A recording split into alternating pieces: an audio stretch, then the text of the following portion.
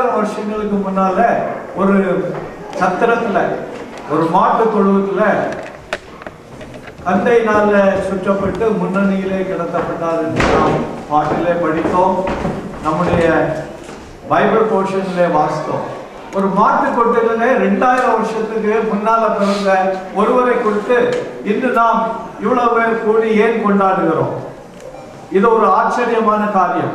நாம் மட்டும் கொண்டாடவில்லை, உலகத்திலே எந்தெந்த நாடுகள் உண்டோ எல்லா நாடுகளிலும் ஒவ்வொரு வருஷமும் அவர் எப்பொழுது பிறந்தாரோ அந்த நாளிலிருந்து இப்பொழுது வரை 2000 வருஷம் அதை கொண்டாடுகிறார்கள் என்றால் ஏதோ ஒரு விசேஷத்த காரியம் இருக்க வேண்டும். யோசித்து பாருங்கள், எத்தனையோ ராஜாக்கள் இந்த உலகத்தில் வந்தார்கள், மாளிகைகளிலே பிறந்தார்கள், அவர்களை குறித்து எழுதுவதற்கு பலர் இருந்தார்கள், ஆனால் அவர்களை யாரும் நினைக்கவில்லை. பிலாசபர்ஸ் வந்தாங்க, எத்தனையோ பிலாசபியை சொல்லி போயிட்டாங்க, அவங்க மரிச்சதோட பிலாசபிகள் தான் போயிட்டு. எத்தனையோ ராஷ்டிரபதிகள் வந்தாங்க, எத்தனையோ பிரதம மந்திரிகள் வந்தாங்க, ஆனா அவங்களை யாரும் குறித்தோம் யாரும் பேசுறது இல்லை. இந்த இயேசு, ஒரு கொட்டகையில பிறந்த ஒரு இயேசுவை ஏன் நாம் இன்று நினைத்து இங்கு கூடியிருக்கிறோம்? சிந்தித்து பாருங்கள். அவர் பிறந்ததற்கு பிறகுதான் இந்த உலகத்தின் வருஷங்களை கிறிஸ்துவுக்கு முன் கிறிஸ்துவுக்கு பின் என்று சொல்லுகிறார்கள். அப்படி சொல்வதற்கு அந்த குழந்தையிடம் என்ன விசேஷம் இருந்தது? அந்த குழந்தையின் பெற்றோர்களை யாரும் அறியாதிருந்தார்கள். சிந்தித்து பாருங்கள். I just want you to think, the thinkers should think, why Jesus has been very special all these years. கொஞ்ச நேரம் யோசித்து பாருங்க. நம்ம இங்க கூடி இருக்கிறதுக்கு there is some power which is working behind us. எந்த நாட்டு தலைவர்களையும் ஆராதிக்கிறதுக்காகவோ அல்லது அவர்களை பிறந்த நாளை கொண்டாடுவதற்காகவோ யாரும் இந்த உலகம் முழுவதாக கூடுவதில்லை. இதற்கு ஒரு காரணம் இருக்க வேண்டும் என்று நம்மை ஒரு வல்லமை இழுக்கிறது என்பதை நாம் அறிந்து கொள்ளலாம். அவரை குறித்து பல புஸ்தகங்கள் எழுதப்பட்டிருக்கு, ஆனால் அவராக அவரை குறித்து ஒரு புஸ்தகம் எழுதவில்லை. Even he has not written even one page about himself. ஆனா அவரை குறித்து 40 prophets, தீர்க்கதரிசிகள், 20 தேசங்களில் இருந்து வந்த 40 தீர்க்கதரிசிகள் 1500 வருஷமாக புஸ்தகத்தை எழுதி பைபிள் என்று நம்ம கையிலே கொடுக்கப்பட்டிருக்கிறது. இந்த வேத புஸ்தகம் 40 தீர்க்கதரிசிகள் எழுதியிருந்தாலும் அவர்கள் பலவிதமான ப்ரொஃபஷன்ல இருந்து வந்தவங்க. ஆனா ஒரு டிஃபரன்ஸ் கிடையாது. There was a continuity from the beginning of the world to the end of the world. ஆனா இயேசு கிறிஸ்து அதை எழுதவில்லை. அவரோடு ஊழியம் செய்தவர்கள் அவர் செய்த கிரியைகளை பார்த்து எழுதியிருக்கிறார்கள். இது மிகவும் முக்கியமானது. யோசித்து பார்க்க வேண்டும். எந்த ராஜாக்களும் எந்த பிலாசபர்ஸும் சொன்ன காரியங்களை யாரும் எழுதவில்லை. ஆனால் இவர் செய்த காரியங்களை அவரோடு இருந்தவர்கள், அவர் மறைந்த பிறகும் அவரோடு எழுந்தவர்கள் அதை கண்டினியூஸாக எழுதி உலகத்தின் முடிவு வரை இந்த வேத புஸ்தகத்திலே நமக்கு சொல்லப்பட்டிருக்கிறது. இந்த வேத புஸ்தகத்தை குறித்து நாம் கொஞ்சம் சிந்தித்து பார்த்தால் 455 லாங்குவேஜ்ல இந்த முழு வேத புஸ்தகமும் டிரான்ஸ்லேட் பண்ணியிருக்கிறாங்க. இந்த உலகத்துல 90% ஜனங்களுக்கு அவர்களுடைய பாஷையிலே இந்த வேத புஸ்தகம் அவைலபிளா இருக்குது. இந்த உலகத்துல எந்த ஒரு புஸ்தகமும் இந்த மாதிரி ஒரு ரெக்கார்டை கிரியேட் பண்ணல. Never. There are people who came in, brought in bestsellers. நம்ம கேள்விப்பட்டிருக்கிறோம் bestsellers வந்திருக்கு. ஆனா 6 மாசத்துல அந்த bestsellers உடைய ஹிஸ்டரி முடிஞ்சு போகுது. அடுத்த வருஷம் இன்னொரு புக் வரும். ஆனா இந்த வேத புஸ்தகம் அது எப்பொழுது எழுதப்பட்டதோ அந்த நாளில் இருந்து இந்த நாள் வரை ஒவ்வொரு வருஷமும் 60 million copies are sold every year. It's a record. Nobody understands why it's being sold. இந்த புஸ்தகத்தை குறித்து வேதாராய்ச்சி செய்கிறவர்கள் எத்தனையோ புஸ்தகங்கள்.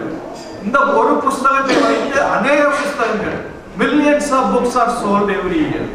There are scholars who come to research on this book to criticize this book. ஆனா அவங்க கிரிட்டிசைஸ் பண்ணுவதற்காக படிக்க ஆரம்பித்து விசுவாசிகளாக மாறிவிட்டார்கள். அந்த சகோதரர் சொன்னார், எத்தனை பேர் இருதயத்தில் இயேசு பிறந்திருக்கிறார் என்று. இது ஒரு விளையாட்டு காரியம் அல்ல. பாவிகளாய் இருந்தவர்களை ரட்சித்து அவர் சாட்சிகளாக மாற்றி இருக்கிறார். ஒரு நாள் அல்ல, 2 நாள் அல்ல, 1 வருஷம் அல்ல, 2 வருஷம் அல்ல, 2000 வருஷமாக செய்து கொண்டே இருக்கிறார். இந்த நாடகத்திலே பார்த்தது ஒரு பொய்யான ஒரு எடுத்துக்காட்டு இல்லை. உலகத்திலே நடக்கிற ஒரு சம்பவத்தை அடையாளமாக வைத்து இதே போல எவ்வளவு பாவங்கள் இந்த உலகத்திலே நடந்து கொண்டிருக்கிறது. But Jesus came to save all என்று பார்த்தோம்னா, ஹல்லேலூயா, இந்த வேத புஸ்தகத்தை அழிப்பதற்காக பலர் எழும்பி வந்தார்கள், பல ஸ்காலர்ஸ். முதலாவதாக நம்ம பார்த்தோம்னா ரோமன் எம்பரர் டயோக்ளியன் என்று 303 AD கிறிஸ்து பிறந்த பிறகு 3003வது ஆண்டுல அவருடைய நாட்களில் நான் இந்த வேதத்தை அழித்து விடுவேன் என்று சொல்லி அவருக்கு கிடைத்த எல்லா வேத புஸ்தகங்களையும் வாங்கி ஒரு இடத்திலே குவித்து வைத்து அதை எரித்தார். அவர் சொன்னார், என்னுடைய வாழ்க்கை பிறகு இந்த வேத புஸ்தகத்தை பார்க்க முடியாது, நீங்க நான் எல்லாவற்றையும் அழித்து விடுவேன் என்று. ஆனால் நடந்தது என்ன? அவர் மறைந்து போனார். அவருக்கு பின்னால் வந்த ரோமன் என்பவர் கான்ஸ்டன்டைன் சொல்லுகிறவர் வேதங்களை பிரிண்ட் பண்ண ஆரம்பித்தார்.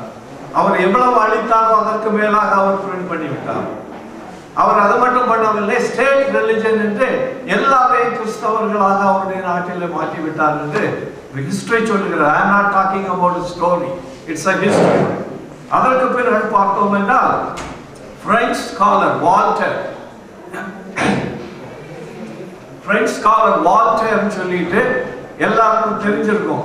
அவர் ஒரு சபதம் எடுத்தார், என்னுடைய வாழ்க்கையில நான் முடிக்கும் பொழுது இந்த பைபிள் ஒன்லி மியூசியத்துல இருக்கும் அப்படின்னு சொல்லி அவர் எல்லா பைபிளையும் சுட்டெரிக்கிறதுக்காக எல்லா முயற்சியும் எடுத்தார். ஆனா நடந்தது என்ன?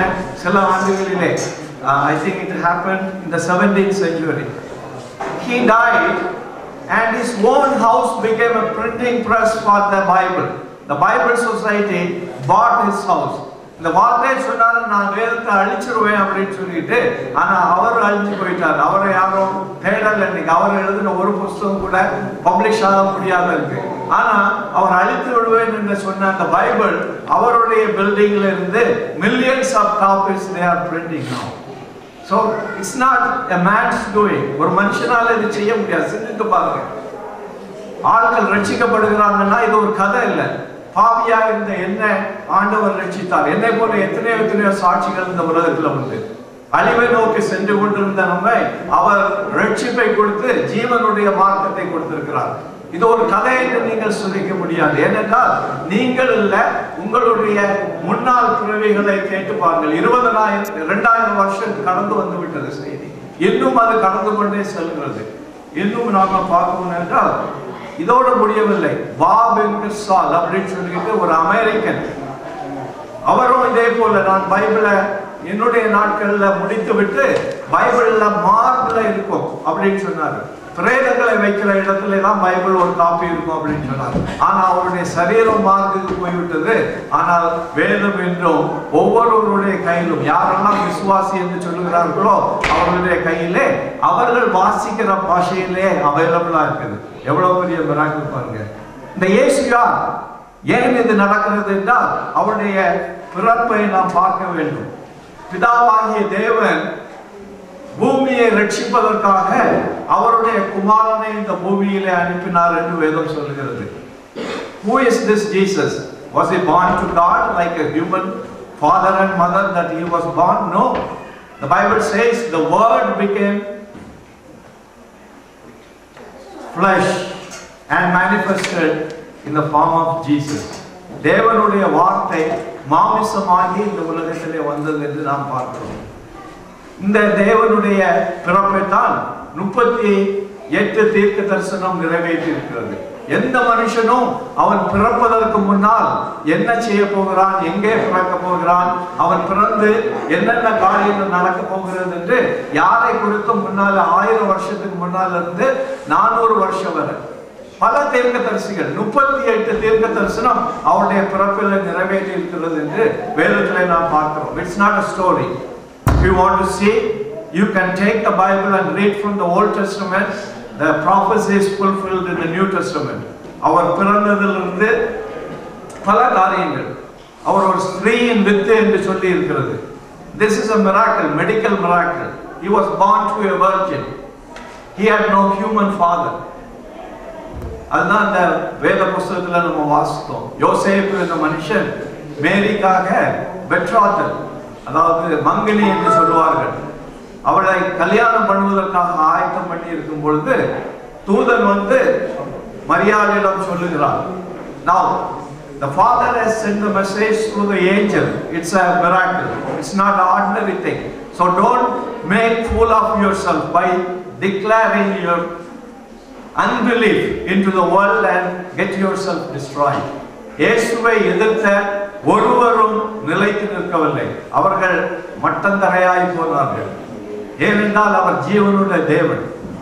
அவருடைய பிறப்பை தேவதூதன் வந்து மரியாளுக்கு சொல்லுகிறார். அப்பொழுது யோசேப்பு அவளை சந்தேகப்படுகிறார்.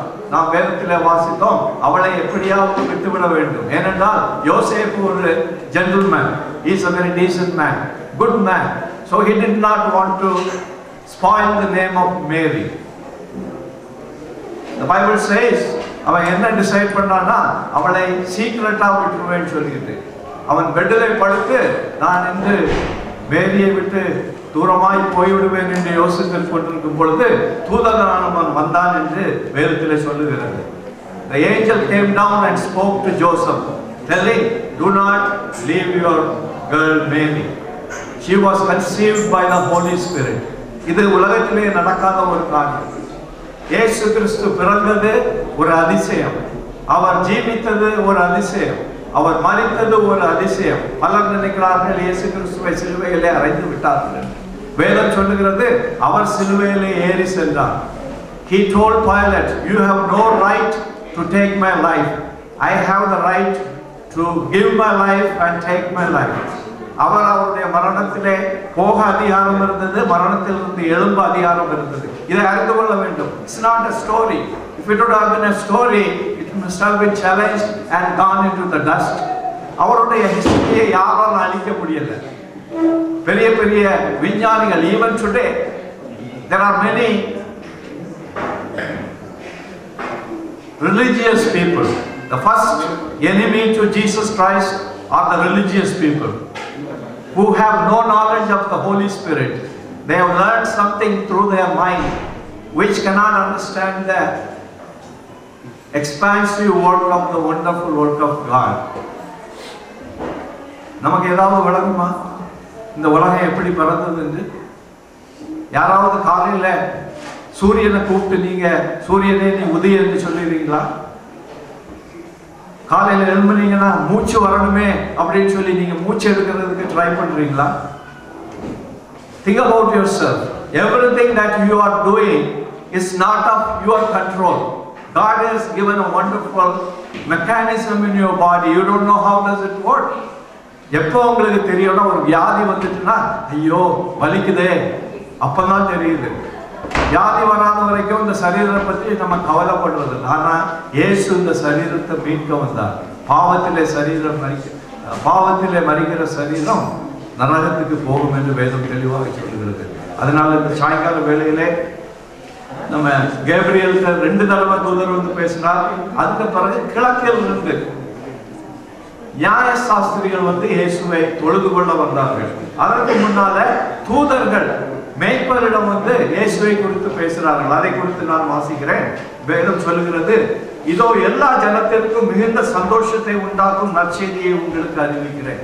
இங்க வந்து it doesn't say the people from Jerusalem should hear the good news. It doesn't say people from USA should hear the good news. It doesn't say people from India should hear the good news. It doesn't say people from Ceylon should hear the good news. It says இதோ எல்லா ஜனத்திற்கும் all the people of the world. The gospel of Jesus Christ does not belong to Christianity, does not belong to any religion. It belongs to all people. If you consider yourself a human being, the word of God belongs to you. Jesus came to save you. Every individual, he came to save you. You cannot save your child, you cannot save your parents. Every individual has to make a decision. அதனால தான் இவர்கள் வந்து சொன்னாங்க, இதோ எல்லா ஜனத்திற்கும் மிகுந்த சந்தோஷத்தை உண்டாக்கும் நற்செய்தியை உங்களுக்கு அறிவிக்கிறேன். இன்று கர்த்தராகிய இயேசு கிறிஸ்து என்னும் இரட்சகர் உங்களுக்கு தாவீதின் ஊரிலே பிறந்திருக்கிறார். அவர் தாவீதின் ஊரில் பெத்லஹேமிலே பிறப்பார் என்று 400 வருஷங்களுக்கு முன்னால ப்ராபசி பண்ணி இருந்தது. அது எப்படி ப்ராபசி பண்ணாங்களோ அதே போல அங்கு வந்து பிறந்தார். அவர் அங்கு பிறந்தார் என்று நியாயசாஸ்திரிகளுக்கு நட்சத்திரம் வந்து வழி நடத்தினது என்று வேதம் சொல்லுகிறது. Everything is supernatural. That is why his name cannot be destroyed. That is why the book about him cannot be destroyed. That is why the people who have been saved by Jesus Christ cannot be touched by the devil. They all live a victorious life in the name of Jesus Christ. அதனால இங்க என்ன சொல்லி இருக்கிறதுன்னா, தாவீதின் ஊரிலே பிறந்திருக்கிறார். பிள்ளையை துணிகளிலே சுற்றி, he was just wrapped up in a கந்த துணின்னு சொல்றாங்க தமிழ்ல, old raiment. He was wrapped in that. There was no glory in that, but the glory he left it in heaven. Understand this. To save you and me, he left all the glory in heaven. அவரை சுற்றி தூதர்கள் எப்பவும் கோடான கோடி தூதர்கள் பாடிக்கொண்டிருந்தாங்க. அந்த glory எல்லாம் விட்டுட்டு பாவத்தில் இருக்க என்னை மீட்பதற்காக அவர் he emptied himself. வந்து மாட்டு கொட்டையில பிறந்தார். Will you make a sacrifice even to your children like that? Can you make a sacrifice to give your life for your own child? ஆனா கர்த்தாதி கர்த்தர் அவர் பரலோகத்தை விட்டு எல்லா மகிமையும் விட்டு தேவர் தூதர்களுடைய எல்லா ஆராதனையும் விட்டு உங்களுக்காகவும் எனக்காகவும் இந்த பூமியில வந்து பிறந்து 33 வருஷம் வாழ்ந்தார். கடைசியில் அவர் சிலுவையில அவராக ஏற்று போனார். அவரை ஒருத்தரும் சிலுவையில அரைக்க முடியாது. யோவான் புத்தகத்துல வாசித்தீங்கன்னா அவர் அரஸ்ட் பண்ண வந்த போர் செய்வர்கள் பின்னாலே விழுந்தார்கள் என்று வேதம் சொல்லுகிறது. இயேசு கிறிஸ்து அவர்களை அலோவ் பண்ணாவிட்டா அவங்களை தொடக்கூட முடியாது.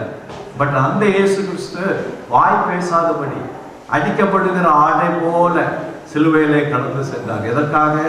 நீங்கள் நரகத்துக்கு போகக்கூடாது.